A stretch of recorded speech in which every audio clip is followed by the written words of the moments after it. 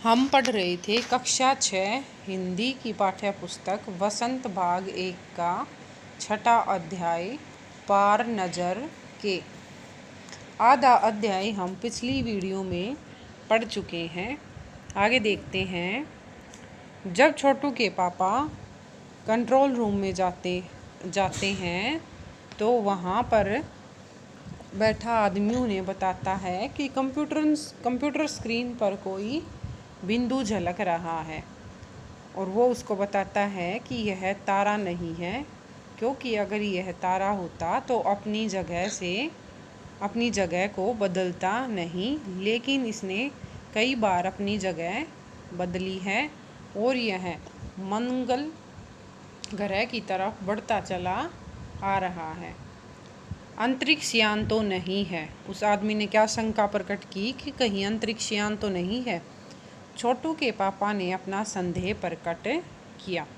संदेह हमें भी है, आप अब इस पर बराबर ध्यान रखिएगा। उन लोगों ने कहा कि यह शक हमें भी है कि यह अंतरिक्ष यान हो सकता है।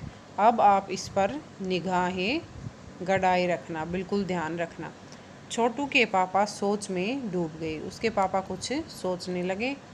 क्या सचमुच अंतरिक्ष यान होगा? क्या यह सचमुच ही अंतरिक्ष यान है?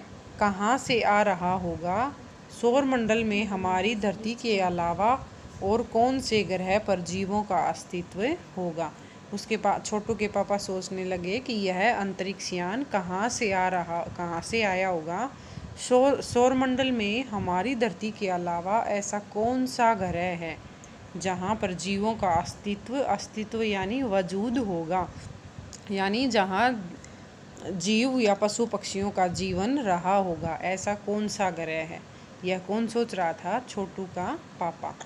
कैसे हो सकता है? और अगर होगा भी तो क्या इतनी प्रगति कर चुका होगा कि अंतरिक्ष यान छोड़ सके? उसका पापा सोचने लगा कि अगर ऐसा ग्रह है भी कि जहाँ जीवों का जीवन संभव हो, तो क्या वह इतनी प्रगति क्या होती है, उन्नति कर चुका है कि अंतरिक्ष यान को छोड़ सके। वैसे तो हमारे पूर्वजों ने भी अंतरिक्ष यानों उपग्रहों का प्रयोग किया था। वैसे तो छोटू के जो पूर्वज थे उन्होंने भी अंतरिक्ष यान तथा उपग्रहों का प्रयोग किया हुआ था, मगर अब हमारे लिए यह असंभव है। असंभव जो कार्य न किया जा सके। इसके लिए आवश्यक मतलब जरूरी मात्रा में ऊर्जा तो हो। काश इस नए मेहमान को नज़दीक से देखा जा सके। उसके पापा क्या चाह रहे थे कि जो ये नया मेहमान हमारी तरफ बढ़ रहा है उसको काश हम नज़दीक से देख सकें। हाँ, अगर वह इसी तरफ आ रहा होगा तब तो यह संभव भी हो सकेगा कि तो वह इसी तरफ रहा है। अगर यहाँ आएगा तो यह बात हो भी सकती है कि हम उसको निकट से देख पाएँ। अब अंतरिक्ष यान से एक यांत्रिक हाथ बाहर निकला।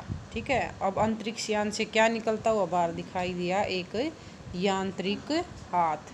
ठीक है, जो यंत्रों से बना हुआ हाथ था, यंत्रों के कारण काम कर रहा था। हर पल उसकी लंबाई बढ़ती ही जा रही थी। हर पल उस हाथ की लंबाई बढ़ती जा रही थी। छोटू के पापा ने अवलोकन जारी रखा, मतलब उनका निरीक्षण जारी, लगातार वो देखते रहे उनको। कॉलोनी की प्रबंध समिति की सभा बुलाई गई थी। जो वहाँ कॉलोनी रह रही थी, वहाँ जो प्रबंध समिति थी, मैनेजमेंट कमेटी थी, उसकी सभा बुलाई गई। उसका जो अध्यक्ष है वो भाषण दे रहा था। हाल ही में मिली जानकारी से पता चलता है कि 2 अंतरिक्ष यान कि हमें जो अभी हाल में जानकारी मिली है उसके अनुसार 2 अंतरिक्ष यान हमारे मंगल ग्रह की तरफ बढ़ते चले आ रहे हैं। इनमें से एक अंतरिक्ष यान हमारे गिर्द गिर्द मतलब आसपास चक्कर काट रहा है। कंप्यूटर के अनुसार ये अंतरिक्ष यान नज़दीक के ही किसी ग्रह से छोड़े गए हैं। मतलब कंप्यूटर की जानकारी के अनुसार ये जो अंतरिक्ष यान उनके पास घूम रहा है, ये नज़दीक के ही किसी ग्रह से छोड़ा गया है। ऐसी हालत में हमें क्या करना चाहिए? मतलब अब इन हालातों में हमें क्या करना चाहिए इसकी कोई सुनिश्चित योजना बनानी होगी, इसके लिए कोई योजना बनानी पड़ेगी। नंबर 1, आपका क्या ख्याल है? मतलब जो उस कमेटी के सदस्य थे उनमें से एक सदस्य को कहा गया कि नंबर 1, आपका क्या ख्याल है? उससे उसके विचार पूछे गए। कॉलोनी की सुरक्षा की पूरी जिम्मेदारी नंबर 1 पर थी। ठीक है, नंबर 1 पर किसकी जिम्मेदारी थी? कॉलोनी की पूरी सुरक्षा की जिम्मेदारी। उन्होंने कुछ कागज समेटते हुए बोलना आरंभ किया।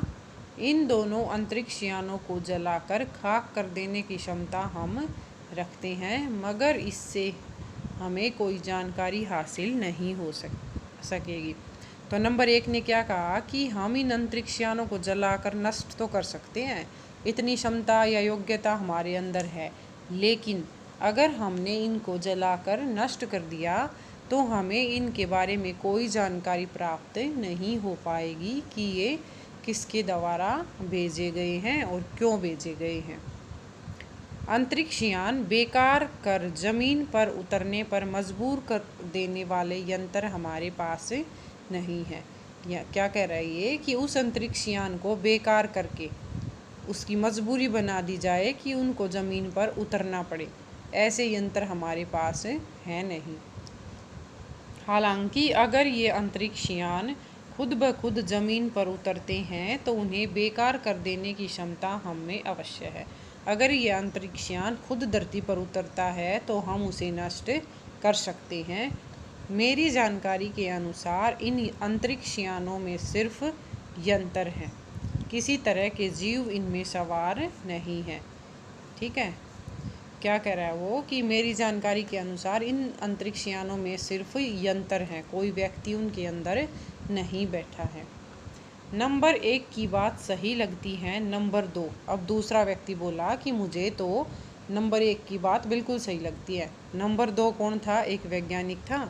वे बोले हालांकि यंत्रों को बेकार कर देने में भी खतरा है।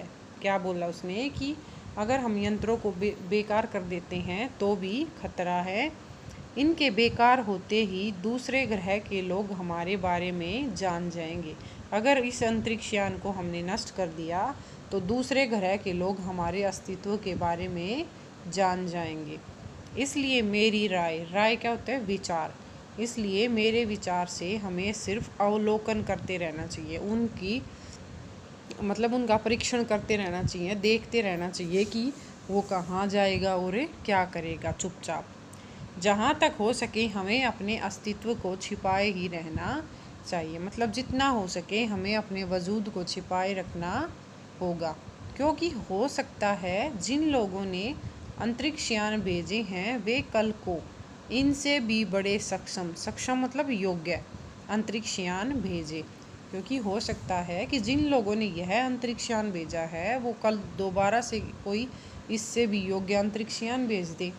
हमें यहाँ का प्रबंध कुछ इस तरह रखना चाहिए जिससे इन यंत्रों को यह गलतफहमी हो कि इस ज़मीन पर कोई भी चीज़ इतनी महत्वपूर्ण नहीं है कि जिससे वे लाभ उठा सके।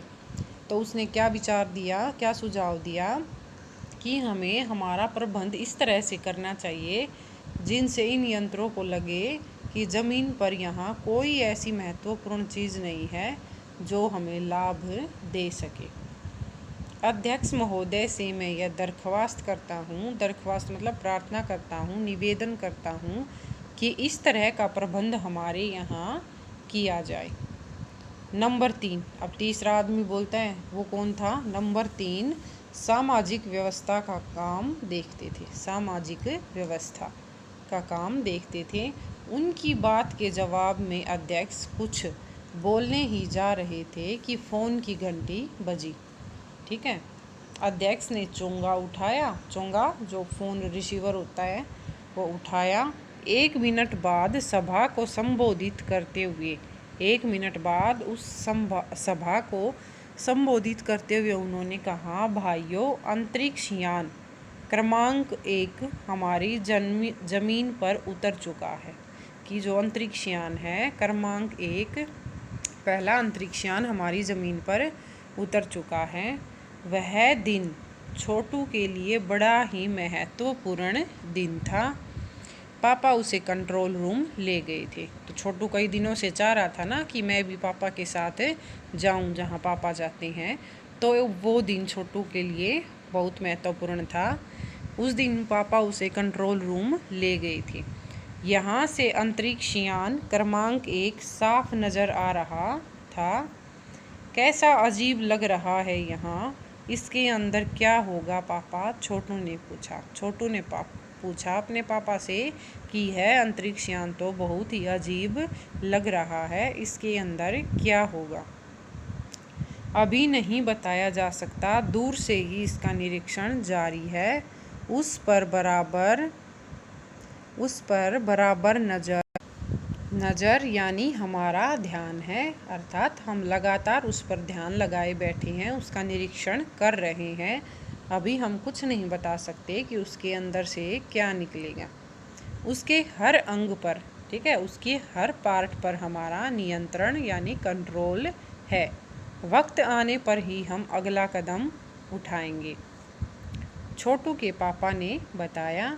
उन्होंने छोटू को एक कंसोल दिखाया जिस पर कई बटन थे। ठीक है, कंसोल जैसा कि ये चित्र में दिखाया गया है, इसमें बहुत से बटन हैं, इसको क्या बोलते हैं? कंसोल। अब अंतरिक्ष यान से एक यांत्रिक हाथ बाहर निकला। ये है अंतरिक्ष यान और इससे ये क्या निकला बाहर? यांत्रिक हाथ, जो यंत्रों के द्वारा काम करता हो। हर पल उसकी लंबाई बढ़ती ही जा रही थी। लगातार इस हाथ की लंबाई बढ़ती जा रही थी। वह शायद जमीन पर पहुंचकर मिट्टी उकेर लेना चाहता था। वह शायद जमीन तक पहुंचकर वहां से मिट्टी के नमूने लेना चाहता था। सब लोग स्क्रीन पर दिखाई दे रही अंतरिक्ष यान की इस हरकत को ध्यान से देख रहे थे, सिवा एक के। मतलब वहाँ जितने भी लोग मौजूद थे वो सबका ध्यान कहाँ था? स्क्रीन पर। हर एक हरकत को वो देख रहे थे, एक को छोड़ के। ठीक है, उसका ध्यान कहीं और था। तो कौन था वो एक? वो एक छोटू था। और छोटू का सारा ध्यान था कंसोल पैनल पर। ठीक है, छोटू का सारा ध्यान कहाँ था? कंसोल पैनल पर। कंसोल का एक बटन दबाने की अपनी इच्छा को वह रोक नहीं पाया। ठीक है, कंसोल पर उसे एक बटन दिखाई दिया और छोटू का मन कर रहा था उस बटन को दबाने का, और उस इच्छा को वह दबा नहीं पाया। वह लाल बटन उसे बरबस अपनी तरफ खींच रहा था। ठीक है, कंसोल पर एक बड़ा लाल बटन था और बार बार छोटू उसकी तरफ खींचा चला जा रहा था। छोटू को वह अच्छा लग रहा था, उसका मन कर रहा था कि वह उसको दबा दे। और सहसा खतरे की घंटी बजी। सबकी निगाहें कंसोल की तरफ मुड़ी। एकदम से क्या बजी? घंटी बजी और सबकी नज़र कंसोल पर पड़ी। पापा ने छोटू को अपनी तरफ खींचते हुए एक झापड़ रसीद कर दिया और लाल बटन को पूर्व स्थिति में ला रखा। ठीक है, तो जब छोटू ने उस बटन को दबाया तो उसके पापा को गुस्सा आ गया और उसने छोटू को अपनी तरफ खींचा और एक थप्पड़ लगा दिया और लाल बटन को जैसी पहले स्थिति में था वो बटन उसी स्थिति में कर दिया। मगर उस तरफ अब अंतरिक्ष यान के उस यांत्रिक हाथ की हरकत सहसा रुक गई। यंत्र बेकार हो गया था। मगर उस अंतरिक्ष यान के यांत्रिक हाथ की हरकत रुक गई थी। मतलब जो क्रिया वो हाथ कर रहा था वो एकदम चुप हो गई, रुक गई थी। वह यंत्र बेकार हो गया था। उधर पृथ्वी पर national aeronautics and space administration यानी नासा द्वारा प्रस्तुत वक्तव्य ने सबका ध्यान अपनी तरफ आकर्षित कर लिया।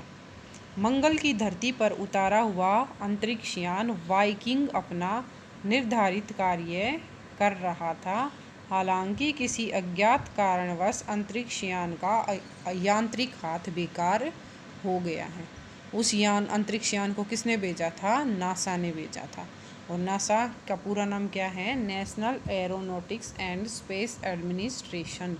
ठीक है, उस तरफ से क्या वक्तव्य आया कि नासा ने मंगल की धरती पर अपना एक अंतरिक्ष यान उतारा था और उसका नाम क्या था? वाइकिंग। उस अंतरिक्ष यान का नाम क्या था? वाइकिंग। और वाइकिंग को जो कार्य दिया गया था वो कार्य बहुत अच्छी तरह से कर रहा था, लेकिन अचानक किसी कारण से उस अंतरिक्ष यान का हाथ बेकार हो गया है। नासा के जो टेक्नीशियन थे नासा के, वो इस बारे में जांच कर रहे थे और उस यांत्रिक हाथ को दुरुस्त करने के प्रयास भी जारी थे। दुरुस्त मतलब दोबारा ठीक करने की कोशिश की जा रही थी उस यांत्रिक हाथ को। इसके कुछ ही दिनों बाद पृथ्वी के सभी प्रमुख अखबारों ने छापा। कुछ दिनों बाद सभी अखबारों में छापा गया, नासा के तकनीशियनों को रिमोट कंट्रोल के सहारे वाइकिंग को दुरुस्त करने में सफलता मिली है। कुछ दिनों बाद क्या छपा कि नासा के वैज्ञानिकों ने रिमोट कंट्रोल के द्वारा उस हाथ को ठीक कर दिया है। यांत्रिक हाथ ने अब मंगल की मिट्टी के विभिन्न नमूने इकट्ठे करने का काम आरंभ कर दिया है और उस यांत्रिक हाथ ने जो मंगल ग्रह की मिट्टी थी उसके नमूने इकट्ठे करने शुरू कर दिए हैं। पृथ्वी के वैज्ञानिक मंगल की इस मिट्टी का अध्ययन करने के लिए बड़े उत्सुक, जोश या बेचैन थे। उन्हें उम्मीद मतलब आशा थी कि इस मिट्टी के अध्ययन से यह इस बात का पता लगाया जा सकेगा कि क्या मंगल ग्रह पर भी पृथ्वी की ही तरह जीव सृष्टि का अस्तित्व है। उन्हें क्या उम्मीद थी कि मंगल ग्रह की जो मिट्टी है उसके अध्ययन से हमें यह पता चल जाएगा कि मंगल ग्रह पर भी पृथ्वी की तरह ही जीव सृष्टि का अस्तित्व है, यानी जीवन संभव है या नहीं है। यह प्रश्न आज भी एक रहस्य है। यह प्रश्न आज तक एक रहस्य के रूप में है। वीडियो को लाइक और शेयर करें, चैनल को सब्सक्राइब करें।